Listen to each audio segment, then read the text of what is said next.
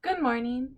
Today we're going to read the story called The Mo'o of Ko'iahi. A mo'o is a lizard, and Ko'iahi is a place along the leeward coast. That's the west side of the island of Oahu.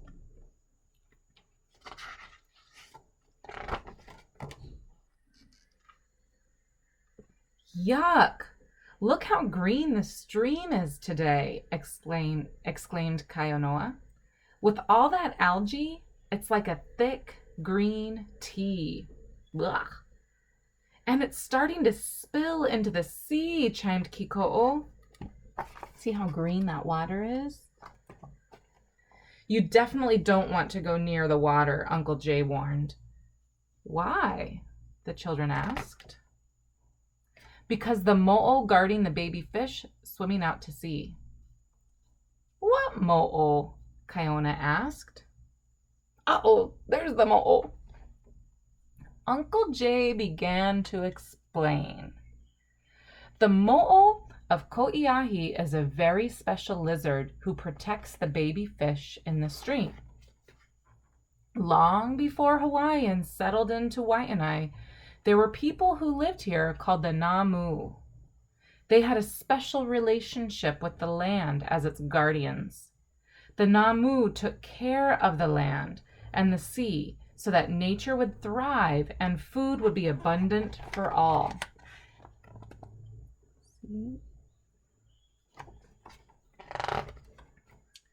There was a small village in Naamakua that was ruled by Chief Huanui.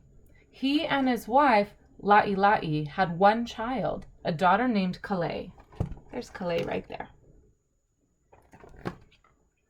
Kale enjoyed feeding the baby fish along Kalena Stream. She tended its banks so when heavy rains fell and the stream would swell, the fish could find their way to the sea. And there's her parents right there. That's La'ila'i and the chief Huanui.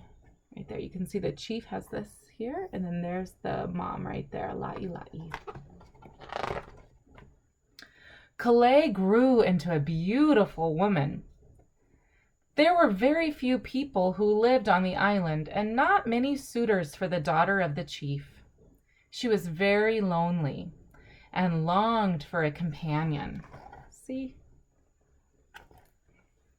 One winter day, while tending the fish before the rains came, she heard a high-pitched whistling noise coming from the ocean.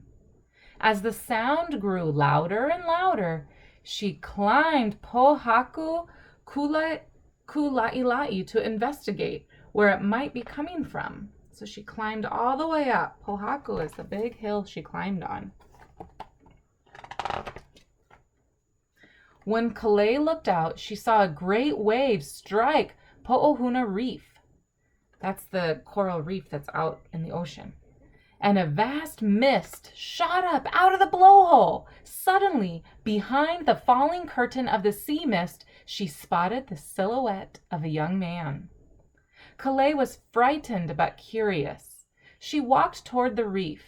Trembling, she slowly approached the handsome stranger. See, there he is. Aloha mai, I'm Kale. What's your name? Ho'ali'i, the stranger replied. Where do you come from? She asked. Far away. I've been traveling a long time. Kale noticed that the man looked hungry and cold, so she invited him to stay for the night with her family in Ko'iahi Valley. Once there, Kale was greeted by her parents. However, her father was suspicious when she introduced her new friend. See? So, where are you from? Asked the chief. I've been traveling for a long time and haven't seen land in a while, Ho'ali'i replied. I left Tahiti when I was a young boy and was raised in the ocean. In the ocean? Not on the ocean, the chief was thinking. Kale gazed at the handsome young man and listened intently.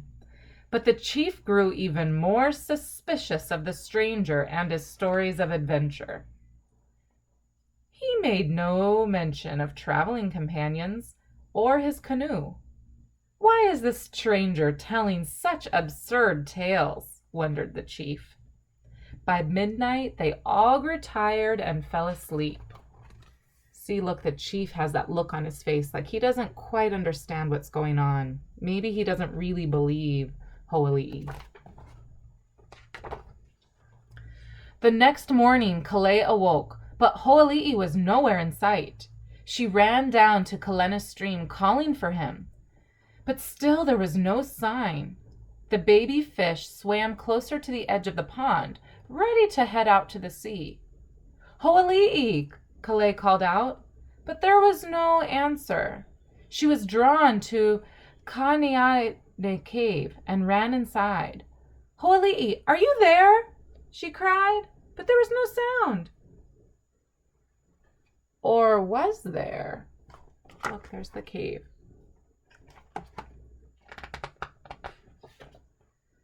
Kamaile inched deeper into the cave, waiting for her eyes to grow accustomed to the shadowy lights. Suddenly, she heard what sounded like faint breathing. Was Ho'oli'i injured? Again, she cried out, Ho'oli'i! Kamaile's voice echoed in the cave. Ho'oli'i, Ho'oli'i, Ho'oli'i. Go away, he shouted. What's wrong? Kamaile asked, moving closer to the voice. I don't want you to see me like this. But Kamaile paid no heed to his warning and dashed to his side. She gasped at what she saw.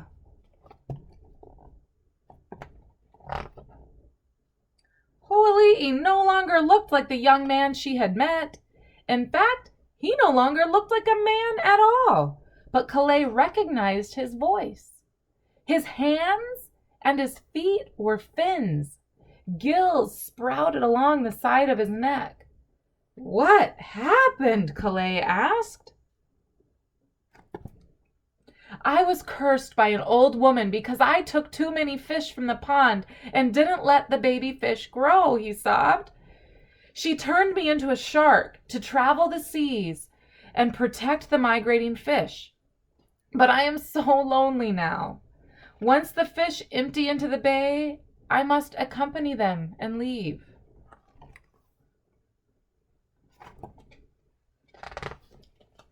Kamaile shared the young man's loneliness. Before the rains come, I will find a way to break the spell. Wait for me at the reef, she told him. Kamaile ran all the way home and implored her parents to help her break Ho'oli'i's spell. But Chief Huanui was not interested in that.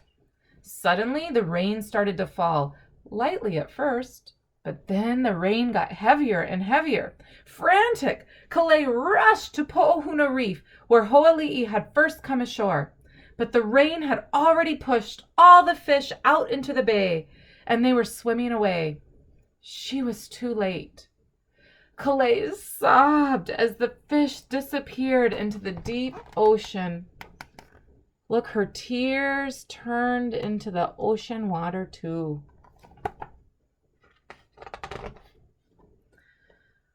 What happened next? Chorused Kaiona and Kiko'o.